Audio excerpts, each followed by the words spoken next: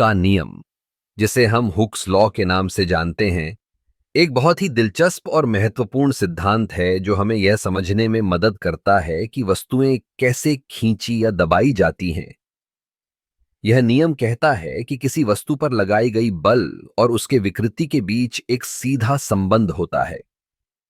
सरल शब्दों में, जब हम किसी वस्तु को खींचते हैं या दबाते हैं, तो वह अपनी मूल स्थिति में लौटने की कोशिश करती है। मान लीजिए, आपने एक रबर बैंड लिया। जब आप उसे खींचते हैं तो वह लंबा हो जाता है, लेकिन जब आप उसे छोड़ते हैं तो वह अपनी पुरानी स्थिति में लौट आता है। यही हुक का नियम है। यह नियम केवल रबर बैंड तक सीमित नहीं है, बल्कि यह धातुओं, प्लास्टिक और अन्य सामग्रियों पर भी लागू होता है।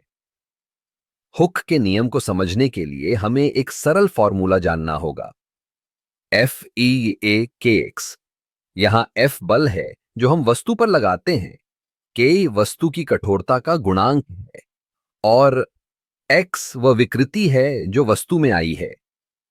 इसका मतलब है कि अगर हम बल को बढ़ाते हैं तो विकृति भी बढ़ेगी। अब सोचिए, अगर हम एक स्प्रिंग की बात करें, जब हम एक स्प्रिंग को खींचते हैं तो वह एक निश्चित दूरी तक फैलता है, लेकिन अगर हम उसे ज्यादा खींचते हैं तो वह टूट भी सकता है। यह हमें यह सिखाता है कि हर वस्तु की एक सीमा होती है, जिसे हम उसके लचीलापन के गुणांक से समझ सकते हैं। हुक का नियम न केवल भौतिकी में महत्वपूर्ण है, बल्कि यह इंजीनियरिंग, आर्किटेक्चर और कई अन्य क्षेत्रों में भी उपयोग होता है। उदाहरण के लिए, जब हम किसी बिल्डिंग का डिजाइन करते हैं तो हमें यह ध्यान रखना होता है कि उसकी संरचना कितनी लचीली है और वह कितनी ताकत सहन कर सकती है। इस सिद्धांत का एक और मजेदार पहलू यह है कि यह हमें प्राकृतिक घटनाओं को समझने में भी मदद करता है।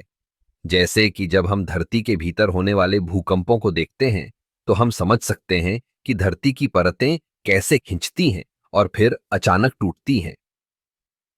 तो अगली बार जब आप किसी वस्तु को खींचें या दबाएं, तो याद रखें कि आप हुक के नियम का अनुभव कर रहे हैं।